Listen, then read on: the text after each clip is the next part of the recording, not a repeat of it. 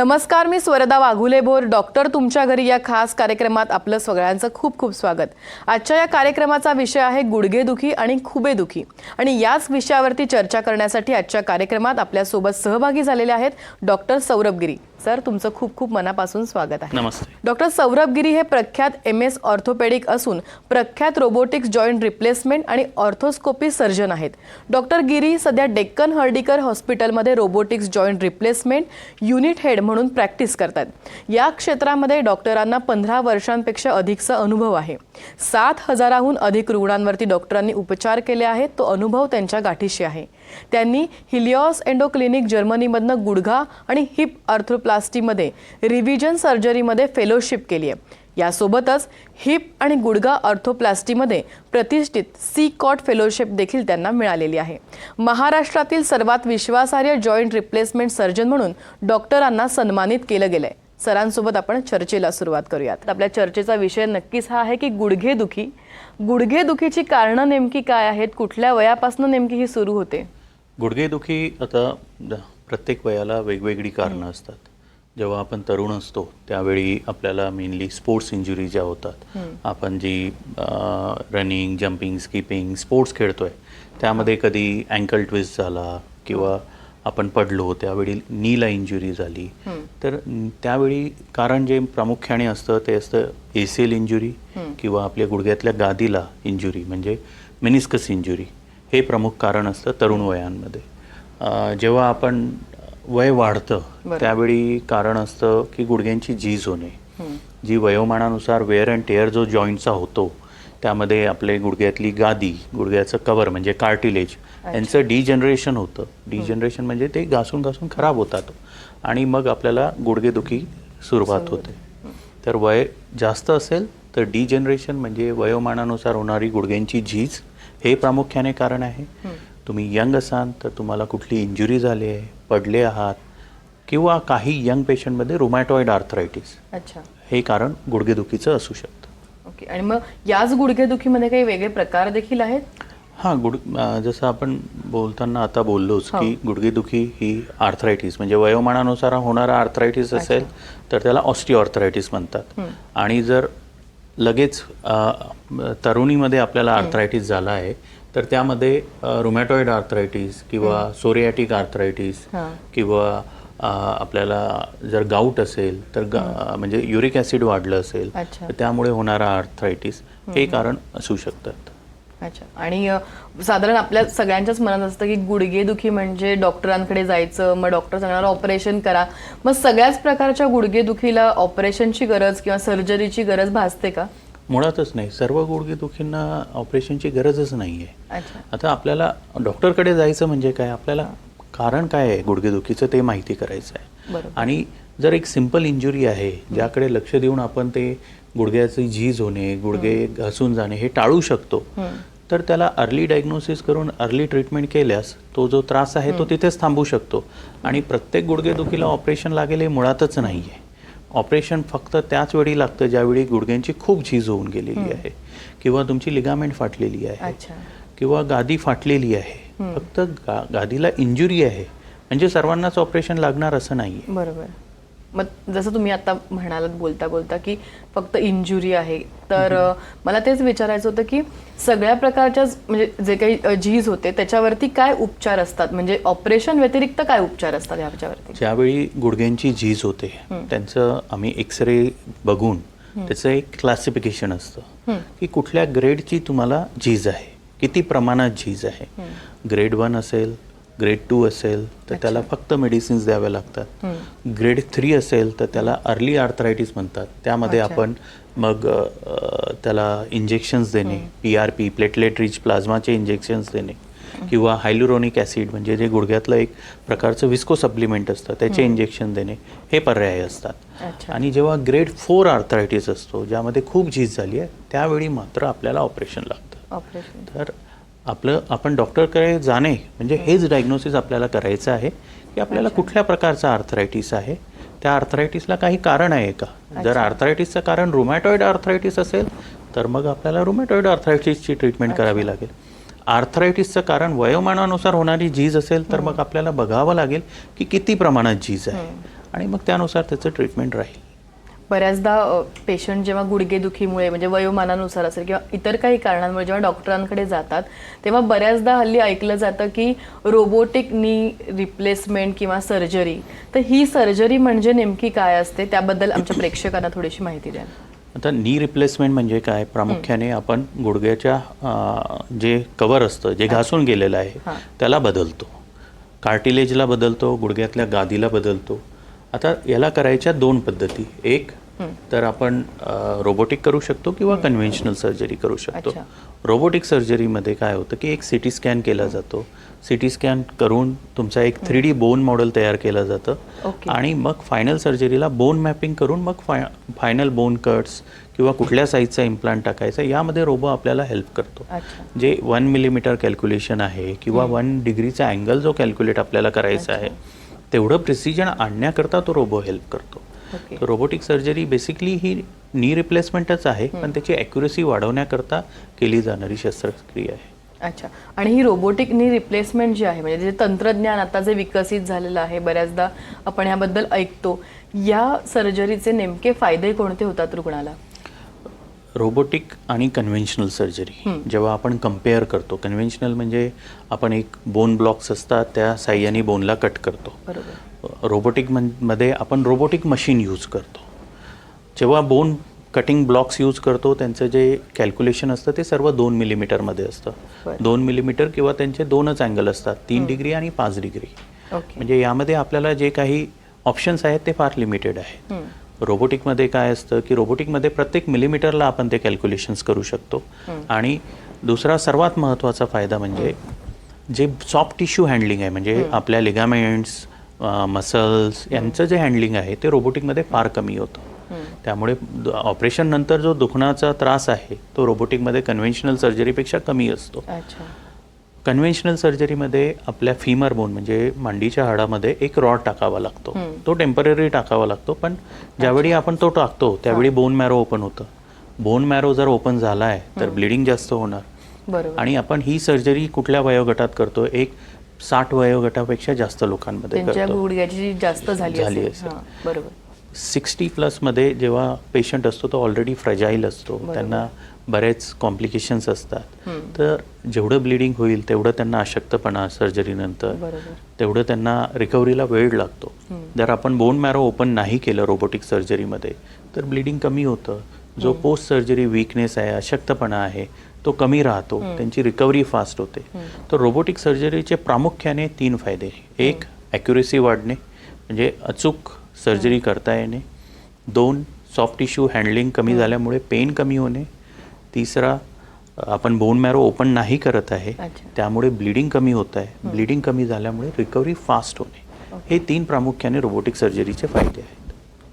आणि या सगळ्यासोबतच ACL बद्दल म्हणजे ACL इंजुरी बद्दल देखील बोललं जातं. नेमके यावरती काय उपचार केले जातात, कशा प्रकारे केले जातात? जसं आपण स्टार्टिंगला बोललो की यंग जे असतात, तरुण जे असतात, त्यामध्ये गुडघेदुखीचं प्रामुख्याने कारण असतं की कुठली लिगामेंट ब्रेक झाली आहे का किंवा कुठल्या गादीला इंजुरी झाली आहे का. ACL म्हणजे काय? अँटिरियर क्रुशिएट लिगामेंट. तर ही लिगामेंट गुडघ्याच्या आतमध्ये असते. आता जसं मी पहिले बोललो की आपण एक्सरे बघून हे सांगतो की गुडघ्याची किती झीज झाली आहे, तसंच गुडघ्याचा MRI करून आपण हे सांगू शकतो की ACLला किती इंजुरी आहे. ज्यावेळी ती ग्रेड 1 ग्रेड 2ची इंजुरी असते त्यावेळी फक्त त्याला मेडिसिन्स दिल्या जातात, काही फिजिओथेरपी सांगितली जाते. आणि ज्यावेळी ग्रेड 3 किंवा कम्प्लीट टियर असतो त्यावेळी शस्त्रक्रिया करावी लागते, म्हणजे त्या लिगामेंटला नवीन बनवावं लागतं. त्याला आर्थ्रोस्कोपिक ACL रिकन्स्ट्रक्शन असं म्हणतात. ओके. आणि आपण एक गुडघेदुखीबद्दल जे बोलत होतो, जेव्हा त्याचं ऑपरेशन किंवा सर्जरी आपण म्हणू शकतो केली जाते तेव्हा नेमकं रुग्णाला किती त्रासाला सामोरं जावं लागतं? कारण बऱ्याच रुग्णांच्या मनामध्ये ही भीती असते की खूप वेदना होतील किंवा एक अवयव बदलला जातोय आपल्या शरीरातला. तर त्याच्याबद्दल काय सांगाल? म्हणजे कशा प्रकारे ही सर्जरी होते, आपल्याला किती दिवस ऍडमिट व्हावं लागतं, दोन्ही गुडघ्यांची एकत्र होते की वेगवेगळी होते, याबद्दलही थोडीशी माहिती द्याल. कुठलीही सर्जरी ॲज अ डॉक्टर मला हे म्हणणे की तुम्हाला दुखणारच नाही, बरोबर, ते चुकीचं आहे. कुठलीही सर्जरी पेनसोबत असोसिएट असणारच आहे. पण जसं मी बोललो की रोबोटिक सर्जरीमुळे जो पेन होता तो खूप प्रमाणात कमी झाला आहे. सोबत आपण जे नवीन गुडघ्यामध्ये इंजेक्शन्स वापरतो इमिजिएटली सर्जरीनंतर, त्यांनी पेन कंट्रोल खूप छान होतो. नंतर नर्व ब्लॉक्स आम्ही म्हणतो त्यांना, म्हणजे ज्या नर्व्स सेन्सेशन देत आहेत गुडघ्याला त्यांना एक 48 तासांसाठी नम करून ठेवणे, म्हणजे आपलं गुडघ्याचं ऑपरेशन झाल्यानंतरचा जो इमिजिएट खूप दुखणार आहे ते कंट्रोल करता येतं. आणि काही मेडिसिन्स असतात. तर हे पर्याय आहे की ऑपरेशन नंतर आपल्याला जो दुखतं ते कमी करण्यासाठी काय करू शकतो. दुसरा प्रश्न होता की दोन्ही गुडघे एकासोबत करू शकतो की नाही. जर आपलं कार्डियक फिटनेस म्हणजे आपल्या हृदयाची क्षमता चांगली आहे तर दोन्ही ऑपरेशन आपण दोन्ही गुडघ्यांचे ऑपरेशन एका वेळी करू शकतो. जे पेशंट्स माझ्याकडे येतात त्यांना दोन्ही गुडघ्यांची मोस्टली झीज असते. आणि हे दुर्भाग्य आहे की आउट ऑफ 90% पेशंट असे असतात जे खूप टाळतात आणि मग शस्त्रक्रिया करतात. त्या एवढे दिवस त्यांना टाळमटाळ केल्यामुळे ते गुडघ्यांची झीज मोठ्या प्रमाणात असते. त्यांच्या पायाला वाक आलेला असतो. तर त्यामुळे जर आपण एकाच पायाची शस्त्रक्रिया केली तर एक पाय सरळ होतो, एक पाय वाकडा, तर आपल्याला चालायला जमत नाही. तर 95% पेशंट्समध्ये 95% लोकांमध्ये दोन्ही गुडघ्यांचे ऑपरेशन एकाच वेळी होतात. जर कुणाला हृदयाचा त्रास आहे, कुठल्या दुसरे आजार आहेत तर मग त्यावेळी आम्ही एक सर्जरी करतो, काही दिवसांचा गॅप देतो आणि मग दुसरी सर्जरी करतो. म्हणजे आता तुम्ही जसं म्हणाला औषधोपचाराने बरेचशा वेदना कमी होतात, रोबोटिक सर्जरीनं त्याहून अजून थोडं सोपं झालं असं पण म्हणू शकतो. पण ह्या सगळ्यासोबतच जेव्हा गुडघ्यांचं ऑपरेशन होतं तेव्हा व्यायाम किंवा फिजिओथेरपीची गरज असते, तर त्याचा फायदा नेमका रुग्णाला कसा होतो फिजिओथेरपीमुळे? कुठलंही गुडघ्याचं ऑपरेशन झालं की सर्वात कॉमन कॉम्प्लिकेशन काय असतं की मसल वेस्टिंग होणे. गुडघ्याच्या ज्या मांसपेशी असतात त्यांची वेस्टिंग म्हणजे त्या कमकुवत होणे. सर्वात प्रामुख्याने क्वाड्रिसेप नावाची मसल. जर क्वाड्रिसेप ही मसल याची वेस्टिंग किंवा ती कमकुवत झाली आहे तर त्याला भरून आणण्याकरता काय पर्याय आहे की आपण त्याला व्यायाम करणे. तर फिजिओथेरपिस्ट हे आपल्याला गाईड करतात पोस्ट सर्जरीनंतर की आपण कसं पाऊल टाकावं, कसं चालावं, गुडघ्याचे कुठले व्यायाम करावेत, किती प्रमाणात करावे, हे सर्व ते आपल्याला गाईड करतात. तर फिजिओथेरपीचा नी रिप्लेसमेंट किंवा ACL सर्जरीनंतर खूप मोठा रोल आहे रिहॅबिलिटेशनसाठी. जसं मी आधी बोललो की बरेच वर्षांचा त्रास असतो, आपण वाकडं चालायला लागतो, ती चाल सुरळीत करण्याकरता एक ट्रेनिंग लागतं. त्या ट्रेनिंगमध्ये फिजिओथेरपीचा रोल आहे. मसल स्ट्रेंथनिंग म्हणजे मांसपेशींना ताकद आणण्याकरता ज्या एक्झरसाइज कराव्या लागतात ते सांगण्याकरता फिजिओथेरपीचा रोल आहे. आणि सर्जरी काही ही एक दिवसांचं काम नाही आहे. सर्जरीनंतर तुम्हाला फिजिओथेरपी करणे, व्यायाम करणे हे गरजेचं आहे. त्या फिजिओथेरपीने तुमचे जे सर्जरीचे रिझल्ट्स आहेत ते इम्प्रूव्ह होतात. आणि आपण जे अपेक्षा असतात माझे कुठल्याही पेशंटच्या, ACL झालं किंवा नी रिप्लेसमेंट झालं, माझी अपेक्षा काय असेल, जो यंग असेल त्याची अपेक्षा असेल की मी स्पोर्ट्स खेळू शकलो पाहिजे, जंप करू शकलो पाहिजे, ते सर्व करता यावं तर फिजिओथेरपी करावी. जे वृद्ध आहेत ज्यांचं नी रिप्लेसमेंट झालं आहे त्यांची अपेक्षा असेल की मी पायऱ्या चढू शकलो पाहिजे, कुठेही जाऊ शकलो पाहिजे, इंडिपेंडंट वॉक करू शकलो पाहिजे, तर हे सर्व गाईड करण्याकरता फिजिओथेरपिस्ट असतात. तुम्ही आता बोलताना उल्लेख केलात की चाल सुधारण्यासाठी फिजिओथेरपी गरजेची आहे की जेणेकरून तुम्ही लवकर रिकवर होता. पण नेमका पेशंट जेव्हा जरी नी रिप्लेसमेंट होतो किंवा सर्जरी होते तेव्हा तो किती दिवसात चालतो किंवा किती दिवसांनी स्वतःच्या पायावर उभा राहतो? प्रोसेस मी तुम्हाला एक एक्सप्लेन करतो की नी रिप्लेसमेंट एक्झाम्पल आज मी एक कुठलाही पेशंट ॲडमिट केला आहे तर त्याला नॉर्मली एक दिवस आधी आमचे कार्डिओलॉजिस्ट, फिजिशियन, ॲनेस्थेटिस्ट हे सर्व यांची टीम असते, ती बघतात, त्यांचा फिटनेस चेक करतात. नेक्स्ट डेला आम्ही सर्जरी प्लॅन करतो. नेक्स्ट डेला सर्जरी झाली त्याच्या नेक्स्ट डेला आम्ही त्यांना थोडं चालायला लावतो. त्यानंतर 2 दिवस तो हॉस्पिटलमध्ये असतो. त्या 2 दिवसात तो चालणे, वॉशरूमला जाणे, थोडं चालून येणे हे एवढं सर्व करायला लागतो. ऑन ॲन ॲव्हरेज एका महिन्यात तो पेशंट या स्टेजला असतो की तो दिवसभरात 1.5-2 किलोमीटर चालतो आहे, घरातले रुटीन सर्व कामं करतो आहे. ही एक प्रोसेस आहे नी रिप्लेसमेंटची. अच्छा. आणि या सगळ्या प्रोसेसमध्ये आपण बोलतोय फिजिओथेरपीबद्दल, तर ही फिजिओथेरपी नेमकी किती दिवस करावी लागते, म्हणजे किती दिवस हे सगळे व्यायाम प्रकार करावे लागतात?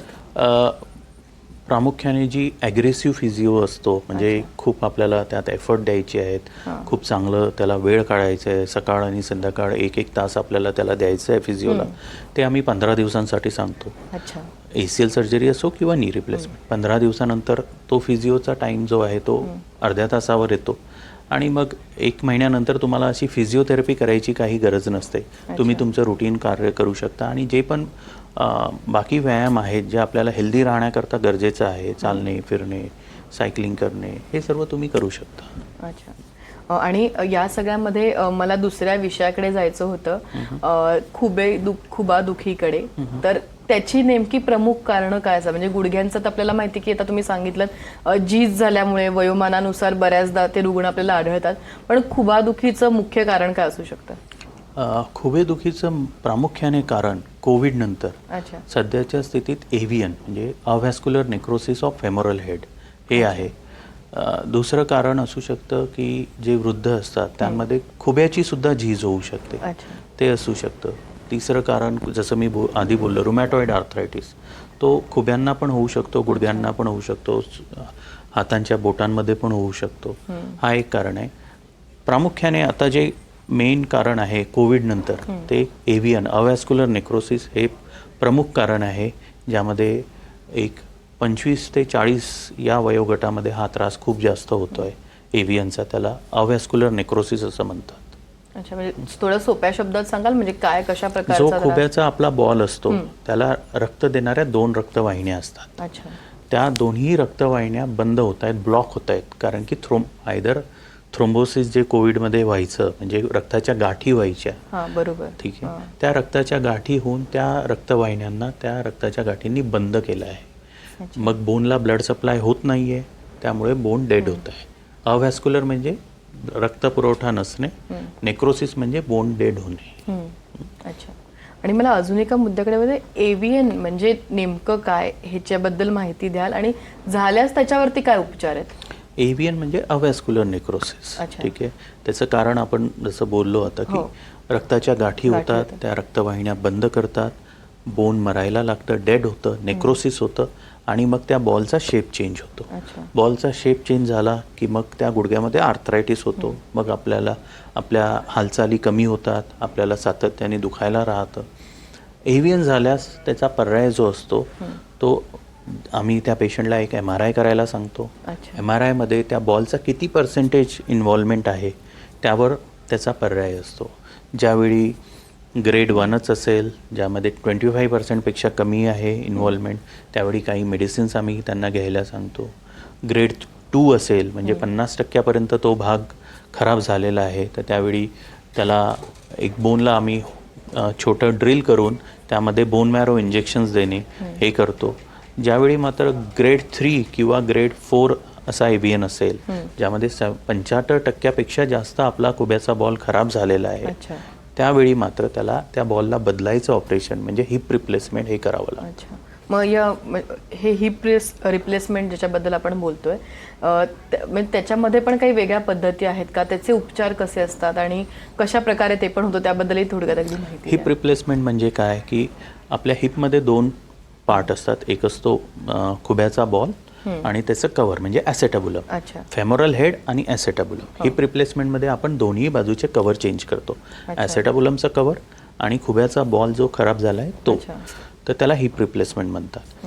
हिप रिप्लेसमेंट करण्याच्या 2 पद्धती आहेत. एक अगेन जसं आपण कन्व्हेन्शनल सर्जरी नी रिप्लेसमेंटमध्ये बोललो होतो, तशीच कन्व्हेन्शनल सर्जरी खुब्याची आणि रोबोटिक सर्जरी खुब्याची.